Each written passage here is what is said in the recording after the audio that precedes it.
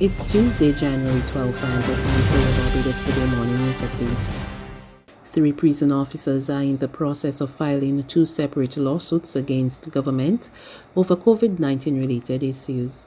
Industrial Relations Advisor to the Prison Officers Association of Barbados and trade union leader Senator Caswell Franklin disclosed that the first lawsuit is for defamation of character.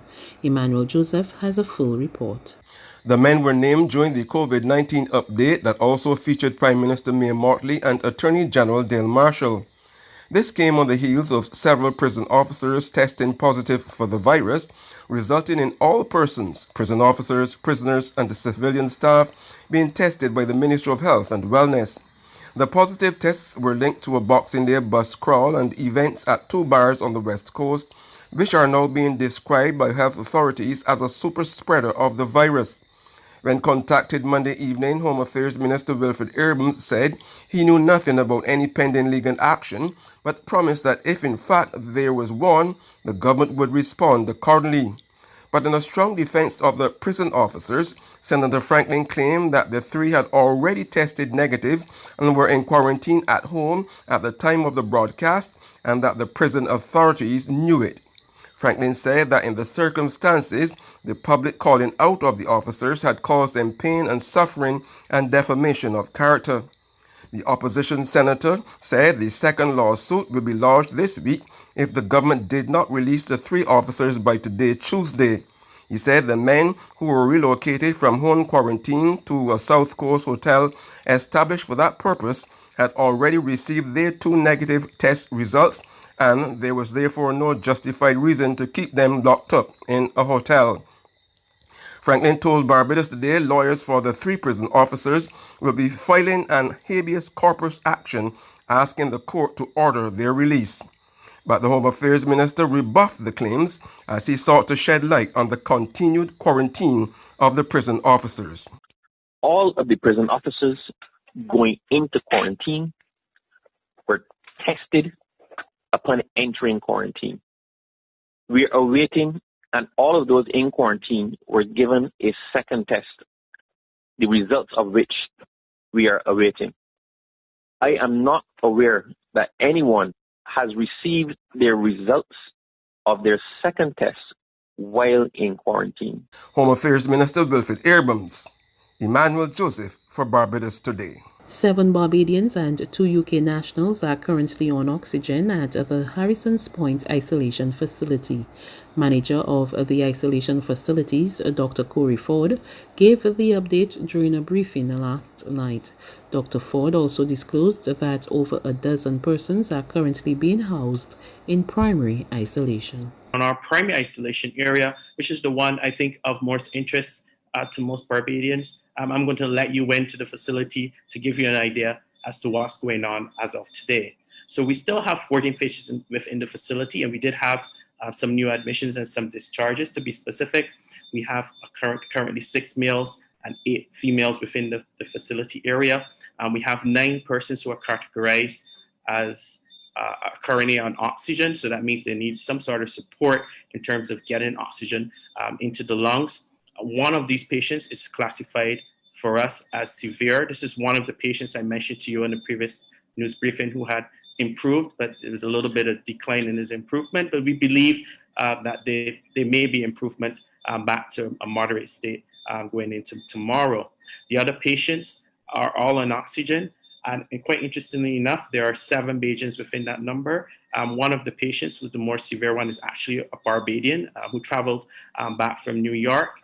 And the others would include 2 British nationals who are still classified as moderate to severe. Interestingly enough, over this period of time, I'm quite happy to say that despite the number sounds the same with the discharges, there are some people who came in to the unit who were quite ill, who were being discharged to the secondary isolation area and are doing quite well. Millions of dollars owed in hazard pay to medical staff was handed over to the Queen Elizabeth Hospital and should be on their accounts in the coming days.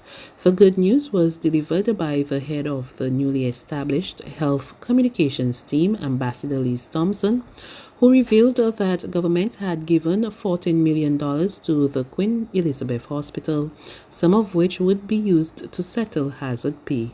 She made the announcement during a press briefing last night.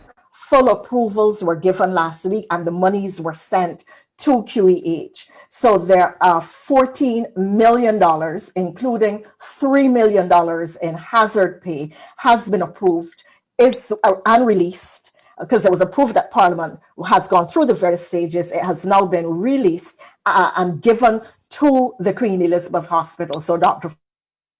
Ford, Dr. Best, for those doctors and who had money stuck, salaries stuck, back pay and hazard pay on which they were waiting, and other categories of staff. And I have the data here because the public may be interested in knowing. I think that there was a daily rate which ranged from $60 to $20, depending on the categories of staff, and it's all broken down what the hazard pay, which is an ex gratia payment for various categories of staff. Government will provide some 5,000 students with devices to allow them to take part in online classes. Education Minister Santia Bradshaw made the disclosure last night after announcing that students will use the virtual platform when the second school term gets on the way on Monday. Over the last term, as we were getting ready to go back to the classroom environment, a number of students may not have come forward for devices simply because they were doing a lot of face-to-face classes. So we had to get all of the data in place to determine whether or not students still needed devices, and we've compiled the majority of that data.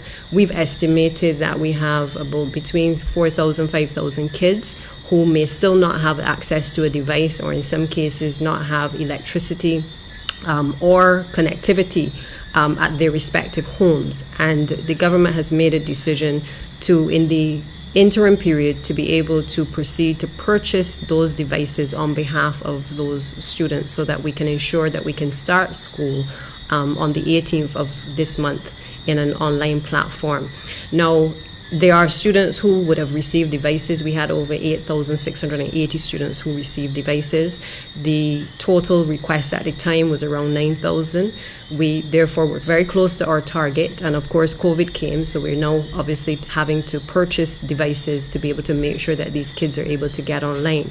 The minister also disclosed that it was still government's intention to get some 21,000 electronic devices from Kenya, as previously announced. There are some challenges that you often experience in government, and one of those challenges is that when two governments in particular are negotiating, there's always a back and forth in terms of the contractual arrangements. And this Kenyan the devices program has been no different, and we've had obviously periods where they have had some challenges on their end in terms of their cases, and equally we've had some challenges on our end as well. So while we intend to still pursue aggressively the plans for completing that arrangement that we have started with Kenya, we believe that there's an urgent need now to be able to allow our students who are without devices at this point in time to make that transition into the online environment. There's regional and international news after this short break.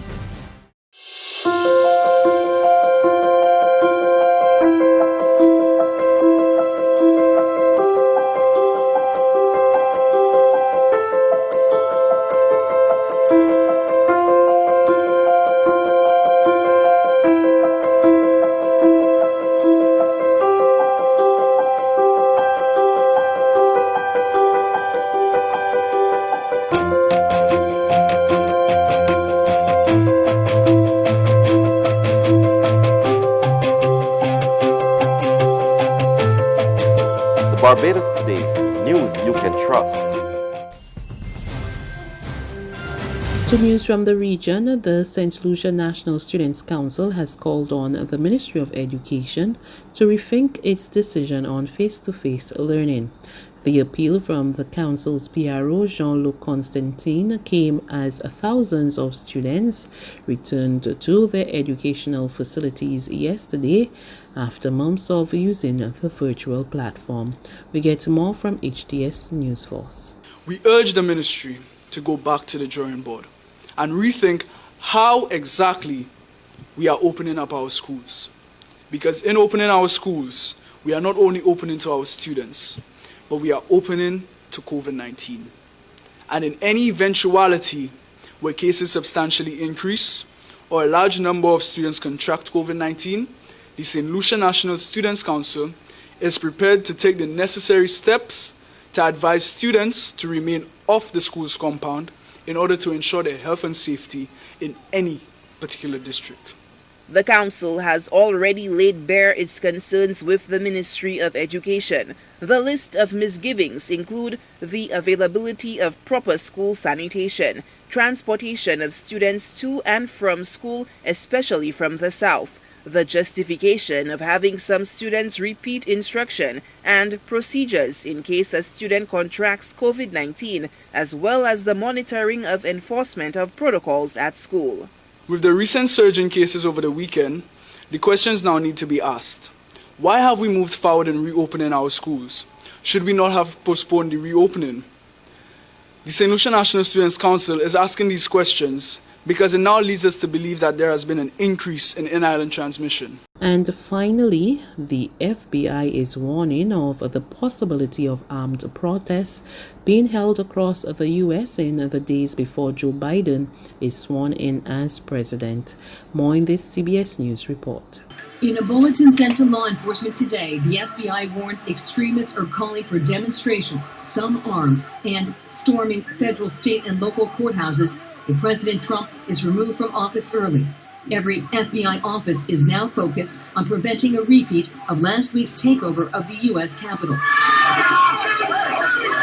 Agents are poring over more than 40,000 digital tips, including photos and videos. In this new angle, which appears to show rioters clashing with police officers with anything they can grab, the pull of an American flag, even a crutch, and beating a police officer. That's news. But for the very latest, visit us at www.barbadostoday.bb. You can also subscribe to our e-paper, email updates, or like us on Facebook, and sign up for our breaking news alerts via WhatsApp. We're also on Izumi Media in bus terminals, as well as screenplay at supermarkets and gas stations near you. And you can also hear us on Mix 96.9 FM and Capital Media HD 99.3 FM.